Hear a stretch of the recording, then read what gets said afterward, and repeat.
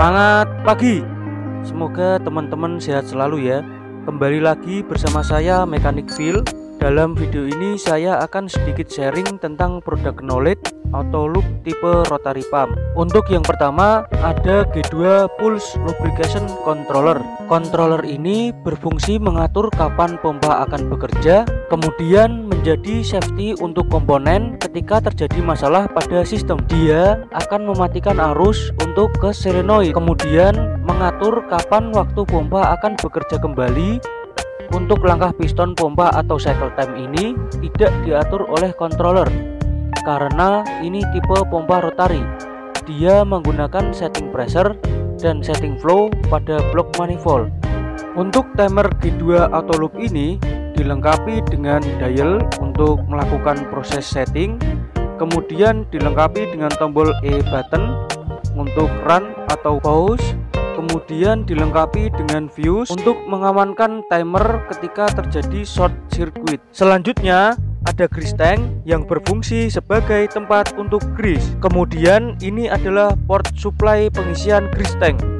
Dilakukan pengisian dari bawah supaya padat pada saat pengisian dan tidak ada udara di dalam tangki. Kemudian ini adalah port indikator jika grease tank sudah penuh dalam proses pengisian, maka grease tank akan keluar melewati port ini. Kemudian ini adalah pompa tipe rotary pump. Untuk tipe rotary pump ini dia menggunakan hidrolik untuk memutarkan rotary motor karena shaft pada motor berputar sehingga menggerakkan naik turunnya piston pada pompa. Kemudian pada tipe pompa ini terdapat tangki oli yang bisa kita cek secara berkala karena oli untuk melumasi shaft pada motor dan pompa.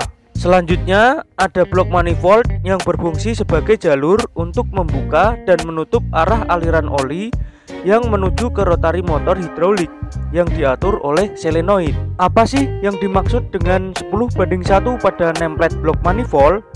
10:1 pada blok manifold yaitu ketika maksimum input pressure hidrolik 300 psi untuk menggerakkan pompa, standar output pressure yang bisa dikeluarkan untuk grease maksimum sebesar 3000 psi.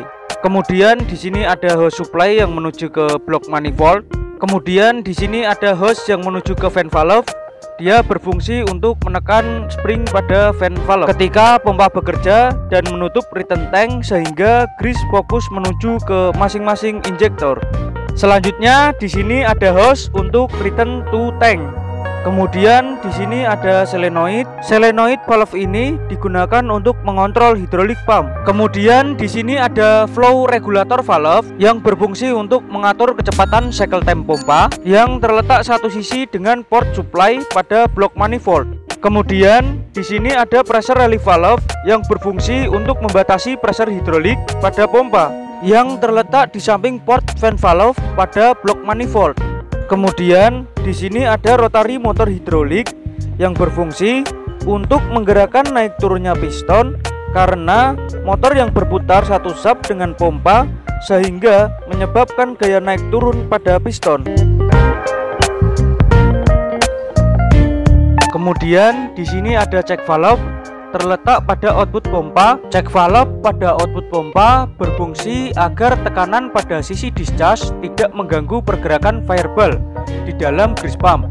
Juga berfungsi agar kerja grease pump dapat lebih ringan sehingga umur grease pump lebih maksimal. Kemudian di sini ada grease pressure gauge untuk mengetahui tekanan grease output dari check valve menuju ke injektor.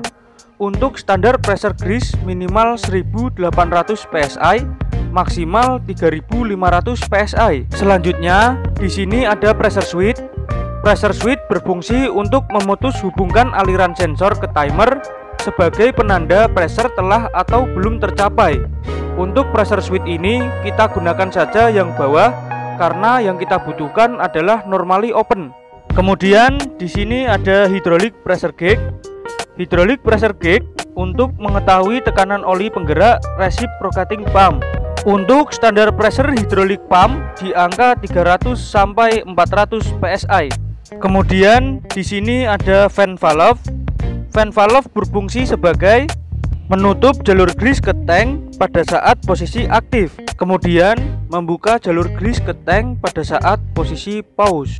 Kemudian Jalur untuk fan valve juga dilengkapi dengan orifice yang bertujuan untuk memungkinkan fan valve bekerja stabil tanpa hentakan.